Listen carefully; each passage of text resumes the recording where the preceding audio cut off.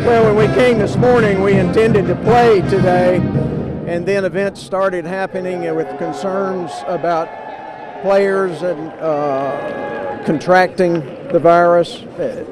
That's happening in the NBA, and I think that changed the dialogue and where we were headed with it. Had a call with my other A5 colleagues in the other major conferences, and had a call with our athletics directors and presidents, and we came to the conclusion that the best thing to do and the most prudent thing to do and the safest thing to do would be to end the tournament at this point, and we'll see what happens with the NCAA tournament, and we'll be having discussions today as well about what to do with our spring sports going forward also. So consensus on I think it's definitely a consensus and a feeling that it kind of came overnight with more and more, a second NBA player now has the virus, and I think some of our coaches had some concerns about continuing some of our players, not in mass or anything like that, but that started coming into play as a potential problem going forward, and if our players aren't comfortable in that kind of situation, we don't want them in that kind of situation. So to a minor degree, some of that played into it, but that's important. It's extremely important. When the other ones on this? Well, the five commissioners have really developed an ability to talk very candidly with each other, and it helps in a lot of different things, whether it's NIL or transfers or whatever. This is much more important than those things, obviously.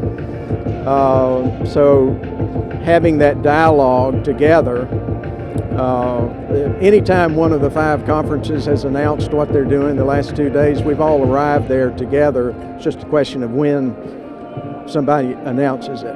We've got some protocols in our league that I want to make certain on something of this critical a nature that all of my presidents and all of my athletic directors know and concur with what we intend to do before it's public. And so situation you've been in as a commissioner? Well, I think it probably, yes, I would say it is, because there's so many unknowns out there and so many aspects of it that we really don't have control over.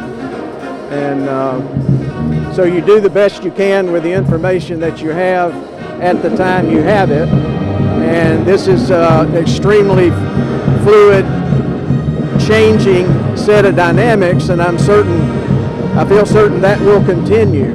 So we've relied on appropriate health advisors, whether it's state, whether it's local, whether it's the CDC, whether it's the advisory panel that the NCAA put together, and their advice has changed with some regularity.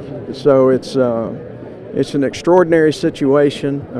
None of us that are involved in it have ever really dealt with anything like it, and hopefully never will again. And hopefully we'll all in this country and worldwide get beyond what's a tough issue and a very unpredictable one going forward. John, what do you think has to happen for the? Well, I think there has to be a desire of the institutions to have it, given the circumstances, and we'll see if that desire is there to continue the season or not, and whether it's prudent and safe to do so based on the medical advice that we all receive.